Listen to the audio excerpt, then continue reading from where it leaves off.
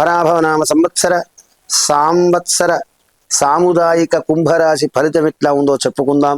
ఏళ్ళనాటి శనిలో మధ్యలో చివరిలో ఉన్నారు వీళ్ళు. ఇప్పటి వరకు 5వ స్థానంలో గురువు శుభ సంచారంగా ఉన్నది. అలాగే వీరి యొక్క ఆదాయం 2, వ్యయము 8. ఈ సంవత్సరం అంతా 5వ స్థానం 6వ స్థానంలో గురు సంచరిస్తున్నాడు. అలాగే 7.5 శనిలో 2వ స్థానంలో శని చివరి దశలో ఉన్నారు. కనుక వీరికి అన్ని వ్యాపారాలకు మంచి లాభాలే ఉంటాయి. మంచి వారితో స్నేహం చేస్తారు. తగాదాలన్నీ కూడా సమసిపోయి కొత్త ప్రయత్నాలన్నీ ఫలించే అవకాశం ఉన్నది. విందు వినోదాలు జరిపి తీర్థయాత్రలు సేవిస్తారు.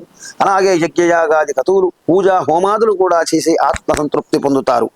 బంధుమిత్రులతో సమాగమం ఏర్పడుతుంది. అలాగే ఇంటిలో పండగ వాతావరణం, అన్నదమ్ములతో అక్క చెల్లెళ్లతో కుటుంబ సభ్యులతో కలిసి ఉండి మృష్టాన్న భోజనం చేసేటువంటి అవకాశం ఉన్నది.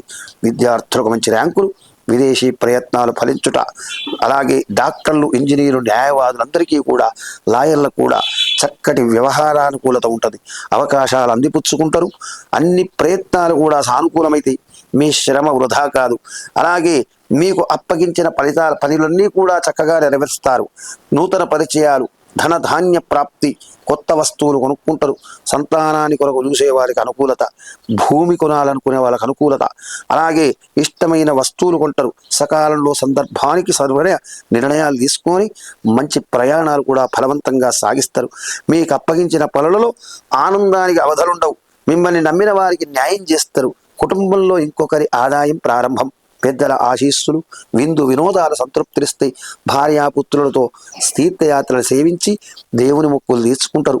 యజ్ఞయాగాది కతువులు చేసి సంవత్సరాంతం అంటే ఈ సంవత్సరం అంత్యంలో శని యొక్క ప్రభావం 7.5 ప్రభావం వల్ల దుబారా తిరుగుతారు. ఆ శస్త్రచికిత్సలు జరిగే అవకాశం ఉన్నది.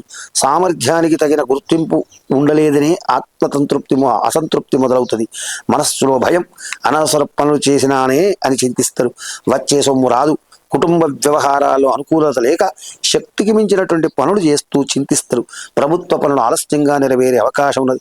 అసందర్భ ప్రేలాపనలు చేసి తెలిసి తెలియక చేసిన పనులకు అపనిందల పాలయ్యే అవకాశం ఉన్నది. కనుక శని విషయంలో బాగా ఆలోచన చేయండి. జాగ్రత్తగా ఉండండి, అప్రమత్తంగా ఉండండి. శనికి జప హోమ తర్పణాలు చేసి నిత్యము శని స్తోత్రం చేసిన సోమవారాలు రుద్రాభిషేకం చేసుకున్న, నిత్య రుద్రాభిషేకం చేసిన శని యొక్క దుష్ప్రభావం నుండి దూరమై చక్కని ఫలితాలు పొంది పరాభవనామ సంవత్సరమంతా సాంవత్సర సాముదాయిక ఫలితాన్ని శుభంగా పొందాలని కోరుతూ కుంభరాశి వారికి జయము కలుగుగాక.